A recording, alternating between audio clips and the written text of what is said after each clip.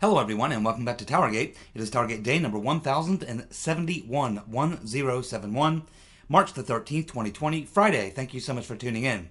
Okay, so we're going to get to some news today. Of course, you know, it seems like the news for the past, especially the past week and a half, just dominated totally by coronavirus and everything that's going on with that and the financial markets and everything else going on, which is, you know, it's important. It's affecting pretty much everybody in the country right now to some extent. You know, we actually even started staggering our work situation where I work to try to limit the amount of people in one area at one time or what have you. So, I mean, obviously you have to take precautions, but certainly I don't think we're at the point we need to panic. And so it is dominating all the news coverage, but there are still other things to talk about. And of course, I try to focus on the Spygate topic mostly. So today, again, so much of the news dominated by coronavirus. There are some other things to talk about, but I do want to drill down because we do have the opportunity here with a little bit of a break in the game here. I do want to drill down a little bit on the first segment I did yesterday when I talked about the fact that John Solomon, thanks to Sidney Powell, now has the actual documents. There's no longer any question that Uncle Bob the Executioner Mueller and his team knew absolutely 100% for sure, without any doubt whatsoever, that the Trump-Russia collusion deal was a complete hoax and none of it was true. They also knew that Michael Flynn had been cleared and was not in any way, shape, or form any type of a Russian asset. And keep in mind, just 2 weeks ago, we had the story come out that just 4 days after the Trump Tower meeting, the Mueller team interviewed the translator, Samit Chornov. And he told them, no, there was nothing that went on in the Trump Tower meeting. There was no documents. There was no discussion of elections, Hillary, Russia, anything like that. That's when this guy wanting to talk about adoptions and the Magnitsky Act. And it was a very short meeting. It ended very abruptly, and nothing really came out of it. They knew this. They interviewed this translator 4 days later, yet they continued to dedicate God knows how much time, energy, and money into the Trump Tower meeting, and they put that in the Mueller report, and they never, at any time in the Mueller report, ever put into the Mueller report, in that section about the Trump Tower meeting, about the fact that they had interviewed the translator just 4 days after the meeting happened, and he said nothing happened. They completely left that out of the Mueller report. So it's no longer a question, when you look at this, it's no longer a question of whether these were just innocent, whether this was just innocent oversight by Uncle Bob the Executioner during his so-called investigation, that he overlooked so many facts. Remember, he's sitting there in front of Congress being questioned, and Jim Jordan's I believe it was Jim Jordan, asking him about Misfit, asking him about Glenn Simpson. He doesn't even seem to know who Glenn Simpson is. These were not innocent cases of innocent oversight of certain facts regarding the investigation. These were purposeful, premeditated instances of not including information in the Mueller report that wasn't favorable to their position, to their side. It was essentially rigging the Mueller report to make it look like what they wanted it to look like. But as I'm talking about this yesterday, a point I didn't really drill down on, and I want to drill down on it here a little bit today, is that yesterday I was focusing on the fact that John Solomon and Sidney Powell can only conclude from all the evidence that they have accumulated and looked at that the Mueller investigation could not have been carried out because they were looking for Trump-Russia collusion. They knew it had already been proven to be untrue. It could not have been about Michael Flynn being an asset for Russia. That had already been proven not true. It couldn't have been about anything that went on at the Trump Tower meeting because they had already proven that there was nothing that happened. None of these things, yet these three things make up a large part of that first part of the Mueller report. And they leave out again, this is like the same way that the FBI left out all the exculpatory evidence that they had with Page and Papadopoulos to get FISA warrants. They did the exact same thing in the Mueller investigation to justify continuing this investigation for over 2 years and spending over $35 million in the process. They purposely left out exculpatory information in the Mueller report, just like they did in the FISA report.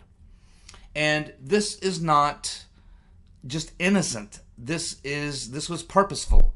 And this is what I certainly hope that Durham is looking at. Because all throughout these investigations that Durham is doing, he's got to constantly be asking himself, why? Why did they do it? We know what they did. There's no question about what they did. They sought the FISA warrants. They went after Trump and everyone on his team. And they say it's because of Russia collusion. They thought maybe things were going on. They can say this all they want. Obviously, we have evidence now that proves that they knew this was all bullshit. Everything that the Mueller witch hunt was about, that the FISA warrants were about, that the counterintelligence operation was about, these things have now been proven to be false, and we now know that they knew they were false. They lied about everything they did and the reason that they did it. And this is what Durham has to look at every time he's going through this investigation and he's working on something. He needs to continually ask himself, why did they do it? And it's like we saw with Horowitz when he's being questioned. Do you think there was political bias? Was this because of political bias? This is the question that Durham's going to have to answer, because ultimately it will have a lot to do with whether or not he charges people or not. Were these just innocent mistakes? Was this just over-aggressive FBI agents? Were they really concerned about Russia interfering in the election?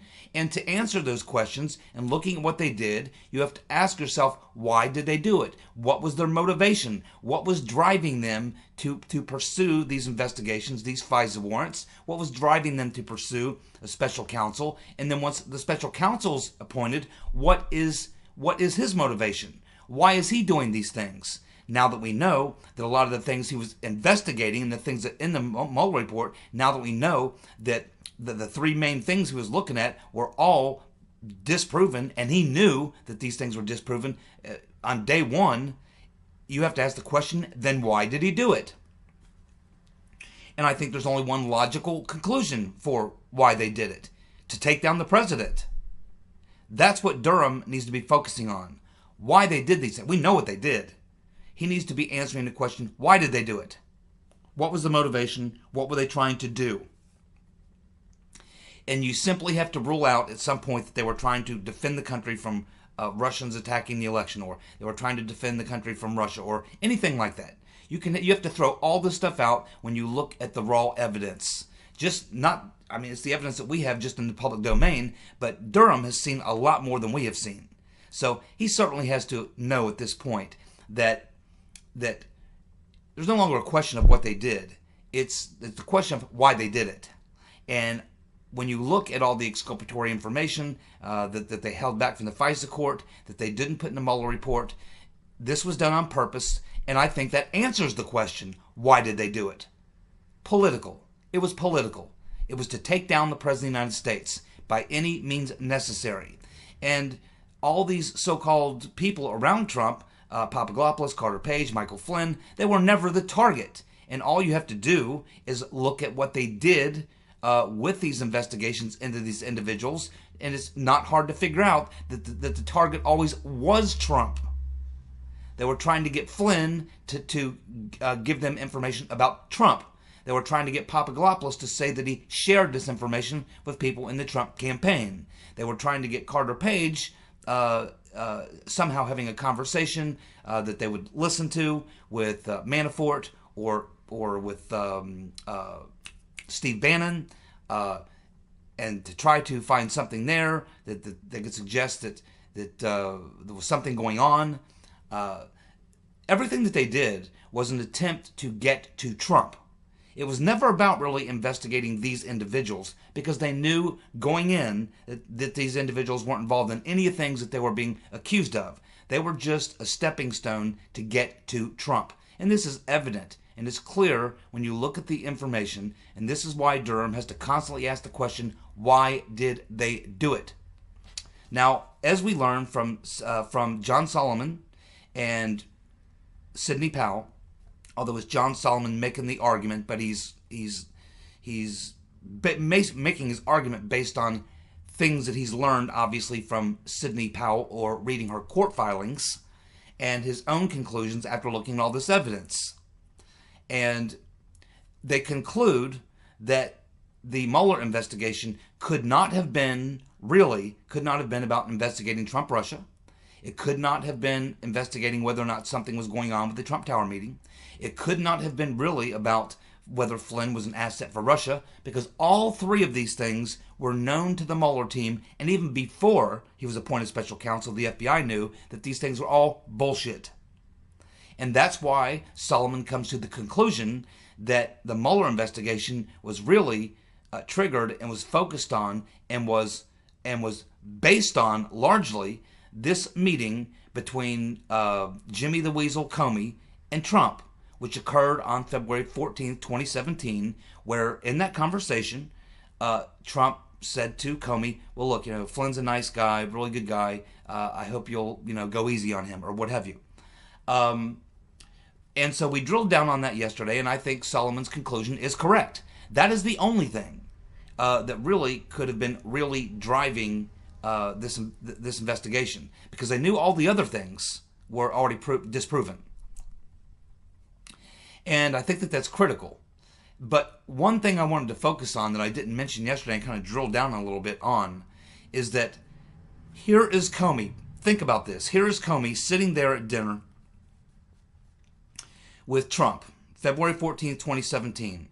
They're having conversation, and then Trump just mentions to Comey, Flynn's a really good guy, and I certainly hope that you'll take it easy on him. And it didn't mean Trump was saying, get him off the hook if he's done something wrong or anything like that. Trump's essentially saying he's really done nothing wrong, and this is just, a bunch of smoke. And Trump knew that, of course. But it wasn't like when Comey leaked that memo so that it could be published, and based on that is what caused them to want to get a special counsel. That's one thing, and you can go down that road too. But what I want to focus on is how big of a slime ball, how big of a weasel Comey actually is. Because think about this. As they're having that conversation, Comey already knows and had known for weeks and weeks and months that Flynn had done nothing wrong. Comey knew when Trump said that Flynn had done nothing wrong. And when Trump looked at Comey and said, you really, Flynn's a good guy, I certainly hope you'll go easy on him. At that point, Comey should have looked at Trump and said, well, Mr. President, you'll be happy to know that we have already, cleared Michael Flynn, General Flynn. We've already cleared him. We don't believe he's an asset of Russia or anything like that, and so there's no need to worry about anything with Michael Flynn. Everything's fine. That is what Trump should have been told by Comey. That's what Comey should have said. Instead, what did he do? He went out and leaked the memo so his friend could publish it, so they could use that to get a special counsel. Even though he knew, sitting right there in that dinner meeting with Trump, that Flynn was clean. That's how big of a weasel Comey is. And that's what Durham has to be focused on. Durham has to think about that. The fact that Comey is sitting at the table with Trump. Trump says, I hope you'll go easy on Flynn. Comey at that point, knowing good and well that Flynn had already been cleared months earlier, and that Comey should have said and was obligated to say to the president, Mr. President, don't worry, Michael Flynn, he's been cleared. There's nothing to worry about. And none of this stuff would have happened. There wouldn't have been a Mueller investigation, and likely Comey wouldn't have been fired. Now that would be bad, but Comey likely wouldn't have been fired. He certainly would have had no reason to leak this memo to his friend, who would leak it to the New York Times, which would lead to Comey being fired, a special counsel, a 2-year investigation, and all these other things. This was totally triggered by Comey, and it never had to happen. And all he had to do was just tell Trump, hey, Flynn's clean. And Durham certainly has to know this. I mean, he knows all this. So this is why I say you always have to go back to the motive. Why did Comey do it? Why didn't Comey just look at Trump and say, well, don't worry, Mr. President, Michael Flynn's clean? Here's why. Because it was already totally ingrained in Comey's mind that Trump is a suspect. We're trying to take this guy down.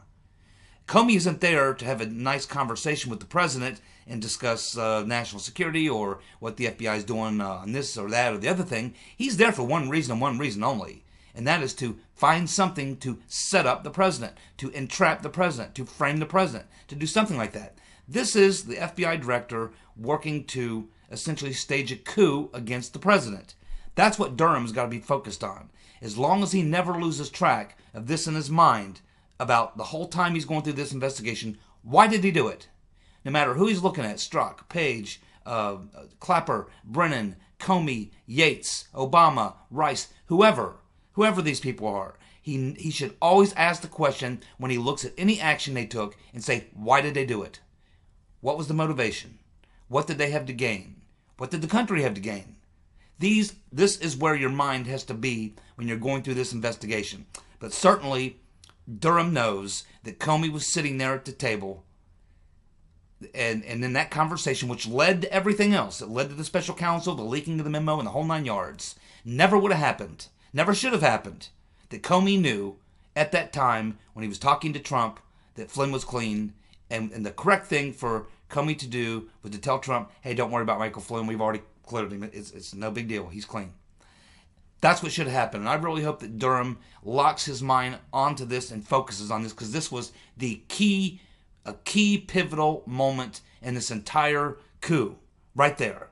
That was key. Everything else happened before that was all bullshit. They knew it was bullshit, and it was all lies.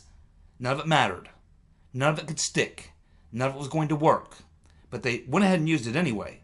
But the thing that really sort of turned the trick for the deep state, Comey and his buddies, to orchestrate the coup against Trump, because all the other things were fails. So this is the thing that Comey used to launch and of course he got fired, but then McCabe simply carried it out. So Comey was weaseling around and plotting against Trump at that very meeting. And the evidence is clear, because he very easily could have closed that thing down by just simply saying, hey, Flynn's clean.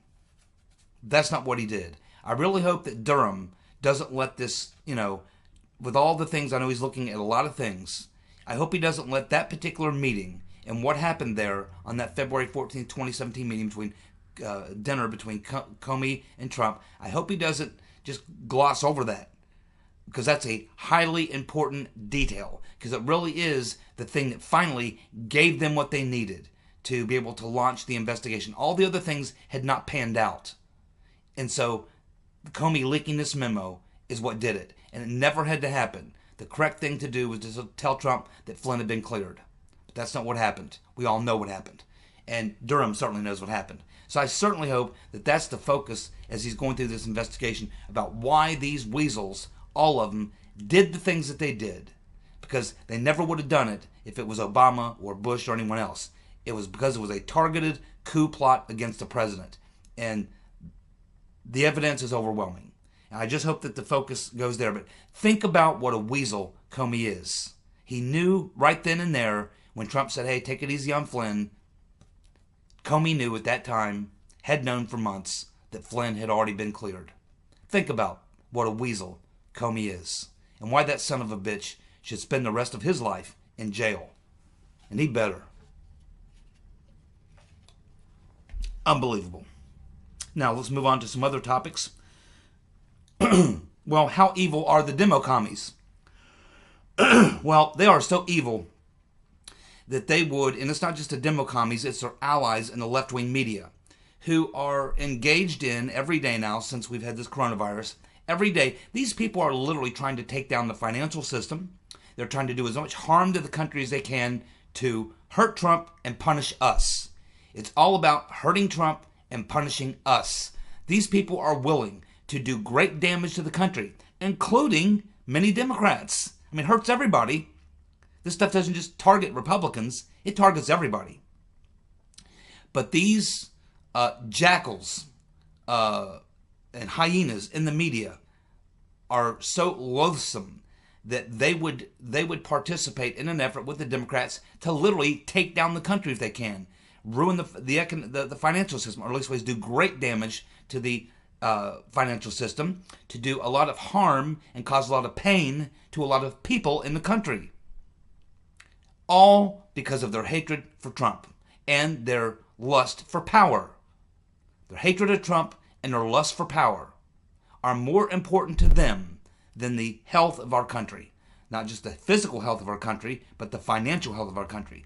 They would, I'm telling you, these people would love to see an economic crash, a banking liquidity problem of epic proportions. They would love to see thousands and millions of Americans losing their jobs, being laid off. They would love to see as much misery and pain inflicted on the country as possible so that they might have a better shot at getting some power or hurting Trump. That's how evil these freaking people are. Never, ever forget that. Never forget that. We are not just dealing with people who have a lot of bad ideas. We are dealing with people who are truly, at their core, evil. Madam Botox, Pelosi galore, pure evil. Chuck the Cuck, pure evil. And all their left-wing friends. These are really nasty, mean, sick, evil people.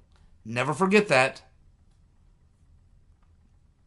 Now, I don't know how many of you saw that little interview between Don Lemon, who has probably the most punchable face in media. Is there anyone who has a more punchable face than Don Lemon? I don't think if I walked up to Don Lemon, I don't think I could resist just punching him right in the face. I mean, I don't think I could help myself. I just want to punch that guy in the face every time I look at him. It's the most punchable face in media.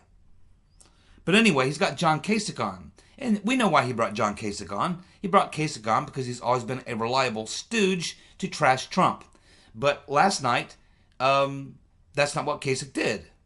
He came out and said, well, I think the president's speech was fine. I think it had set the right tone. I think he laid out the case pretty clearly of what the situation is, what we're doing. We need to be, on top of this thing, but we don't want to panic. Our country's strong. We can handle this. We'll get through it. I mean, he sent the right message. And Lemon literally has a meltdown. And he just can't believe that Kasich is not taking the opportunity to trash Trump.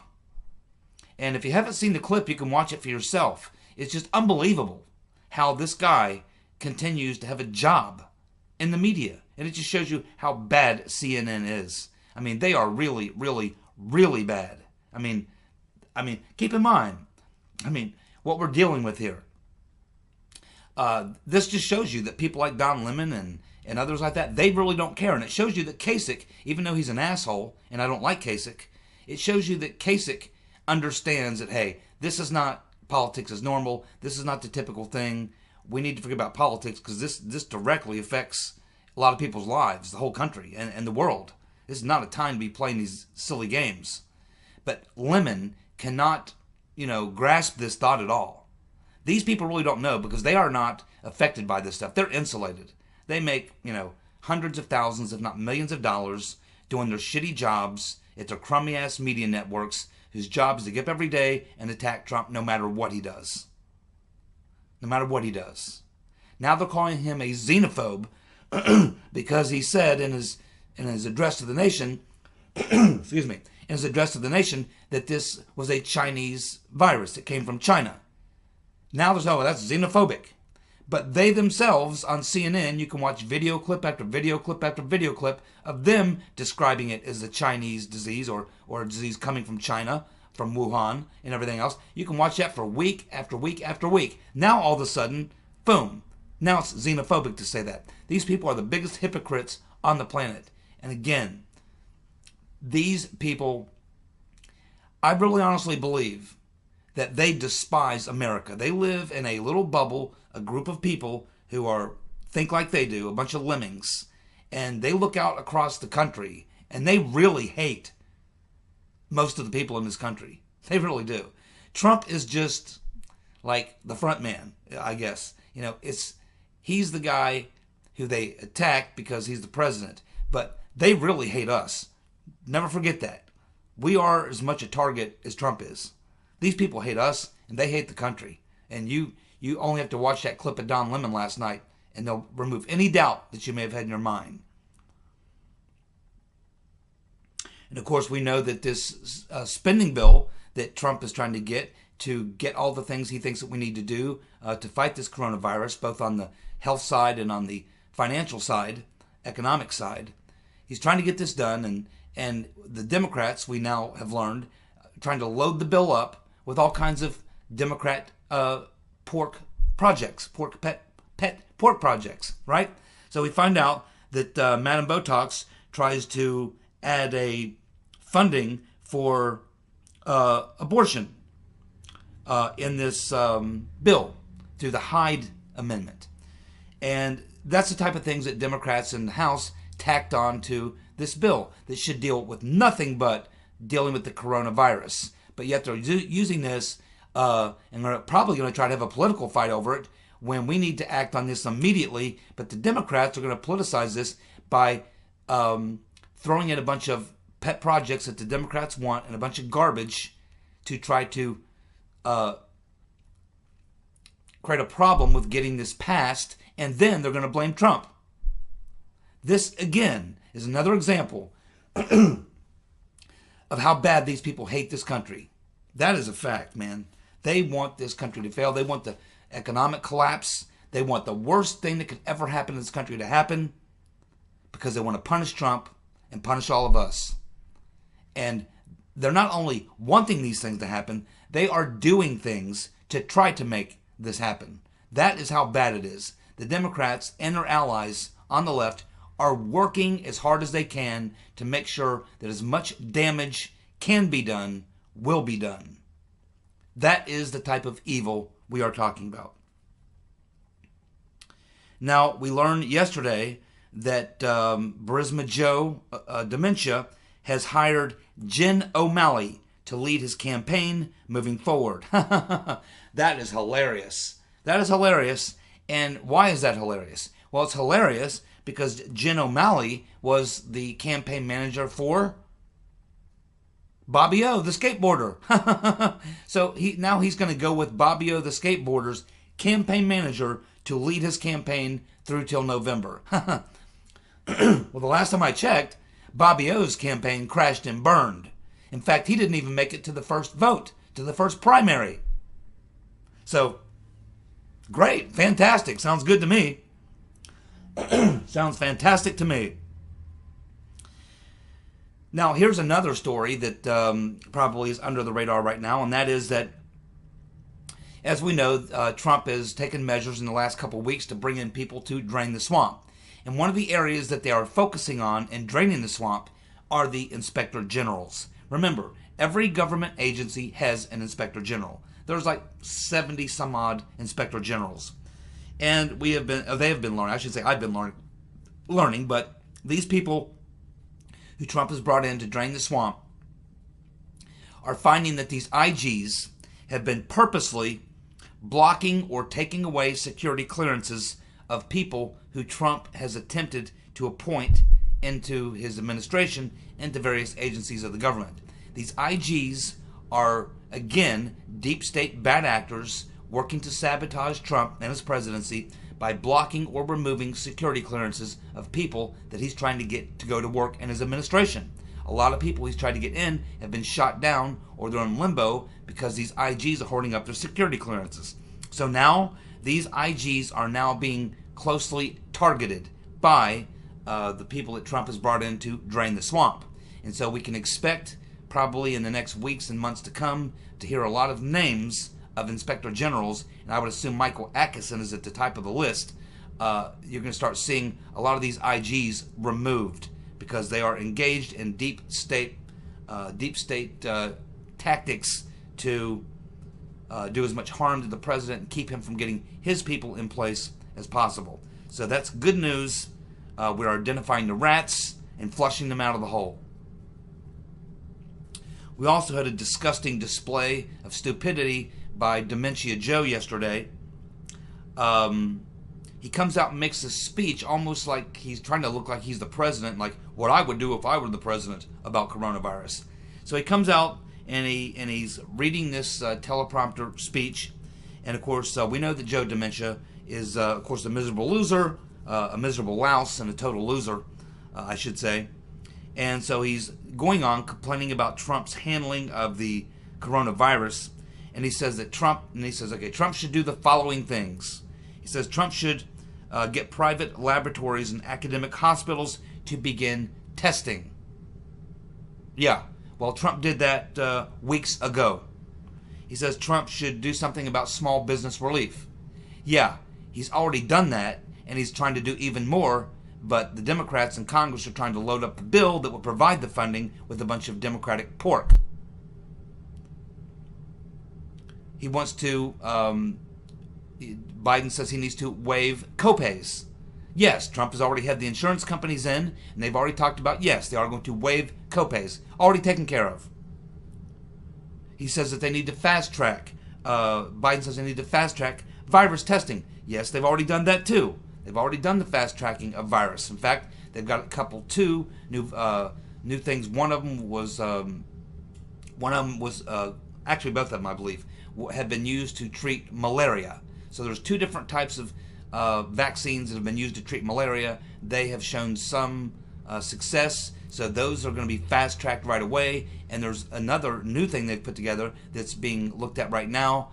Everything's being fast tracked. Everything's on the fast track. So all these things that Dementia Joe says Trump should be doing, Trump's already done, and he's trying to do even more. But it's the demo commies in Congress that are purposely trying to hold it up, block it, or hold Trump hostage by saying, well, either you give us all this Democratic pork or we block the bill and make you look bad. That is how low and how evil these people are. But it shouldn't surprise us that Dementia Joe is a plagiarizer. He's been caught plagiarizing in the past, and he was plagiarizing yesterday. It's just a shame that nobody in the media called him out. But they never do. That's why I'm here. Yes, Biden is a plagiarizer and a fool. And he's going to get his ass kicked because this virus is going to work its course. And once it does, the economy is going to snap right back and things are going to be fine. And Trump's going to be stronger than ever going into November. And Burisma Joe, if he's even the nominee, will likely be so senile that he won't even be able to take the stage in a debate with Trump.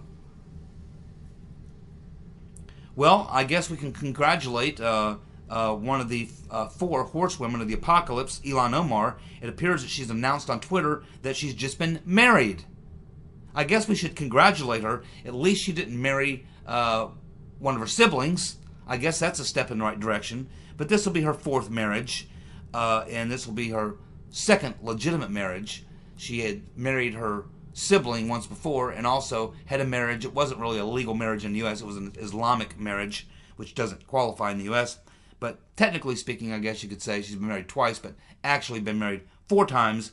Now, of course, the person who she married turns out to be this private consultant, this political consultant, that she was funneling campaigns through his company, the one that she and he both denied in court were having an affair.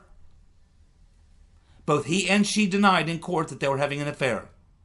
Yet, this is the guy that she just married. This guy, Tim Minette. Yep, they weren't having an affair, and now she's just married him. Unbelievable.